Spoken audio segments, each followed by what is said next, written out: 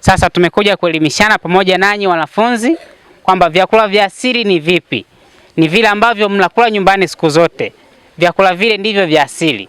Kwani vyakula ambavyo lazima sisi wanafunzi tunapokuwa chini tuvienzi na tuhakikishe kwamba tunaendelea kuvitumia mpaka tutakapokuwa watu wazima, ili na vizazi vinavyokuja viendelee kula vyakula hivyo.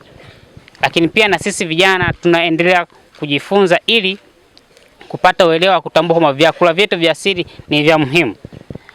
Vyakula vya kisasa ambavyo vimekuwa vikitumika kwa kasi vimepelekea changamoto za kiafya au madhara ya kiafya, lakini pia vimepelekea mabadiliko ya hali ya hewa, kwa sababu vyakula vingi viko packed, vinatoka viwandani. Unaenda sokoni, unanunua vyakula vyako vimesindikwa kwenye makopo au kwenye mifuko. Unafika nyumbani, ukishatumia unatupa. Ukishatupa yale makaratasi au zile packs ni uchafu tayari. Vinachafua mazingira. Haviozi.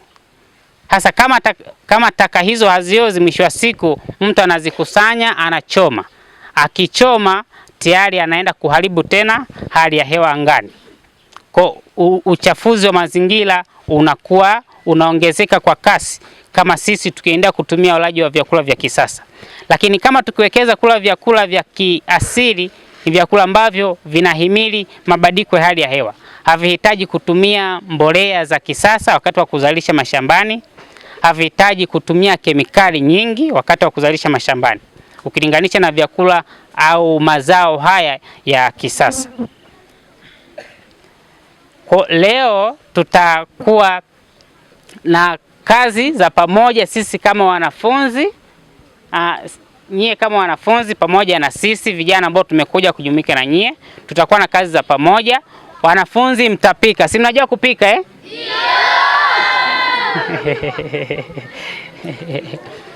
Wanafunzi mtapika, tutafundishana, tutafanya maonesho ya mapishi namna ya kupika vyakula vya asili kwa njia za asili. Tunataka mama akisema uende jikoni upike mlenda, ujue namna ya kupika mlenda. Anajua kupika nsansa ni nani kati yenu? Mama akisema ende jikoni upike nsansa, ujue namna ya kupika. Kwa tutafundishana, lakini pia tutapata muda wa nyie mzungumze, mseme vyakula ambavyo mnavipenda, vyakula ambavyo mnavila siku nyingi, ambavyo mnatamani kila siku endee kukila chakula hicho ambacho ni cha asili. Lakini pia kama vijana tutahitaji kuwasikia na nyie mkitoa mawazo yenu, mitazamo yenu, kwamba kwa nini vijana wengi siku hizi hatuli vyakula vya asili? Kwa nini hatuwekezi katika vyakula vya asili? Tutakuwa na mdahalo wa pamoja baada ya hapa. Tutakuwa na mdahalo wa pamoja baada ya hapa. Kwa hiyo tunachotaka ukifanya, tunataka kutengeneza kizazi ambacho kinaweza kikawekeza katika vyakula vya asili. Vyakula vya asili ni urithi, ni sehemu ya utamaduni wetu. Kwa lazima tuhakikishe sisi kama vijana tunaendelea kuenzi urithi ambao tumepewa na wazee wetu. Na jamii yoyote ile ina nguvu kama itasimamia urithi wake. Kwa tunahitaji kuwekeza katika urithi wa vyakula vya asili. Tunahitaji kuhakikisha kwamba tunachokuwa tunakifanya chote kinakuwa ni chenye kuboresha afya ya jamii. Wanafunzi tuko pamoja?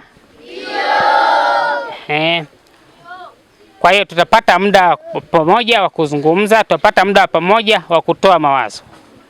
Tusisite, pia tuko na viongozi wetu, tumeshaongea nao ofisini kwamba tunahitaji kupata mawazo yao kwamba namna gani watatusaidia ili shule zetu na masoko yaweze kuwekeza katika uzaji wa vyakula vya kisasa vya asili ukilinganisha na vyakula vya kisasa, kwa sababu kwa kasi kubwa sana vyakula vya asili havipatikani masokoni. Kwa tunahitaji kuona mabadiliko hayo yakitokea, pia kwamba shuleni wanafunzi wanakula vyakula vya asili kuliko vile vyakula vya kisasa. Kwa tunahitaji kuona mabadiliko ya kitabia kwa watoto na kwa vijana, lakini pia tunahitaji kuona kwamba tunatambua namna ya kuzalisha vyakula vya asili kwa kutumia njia asili kuliko kutumia njia zenye kemikali.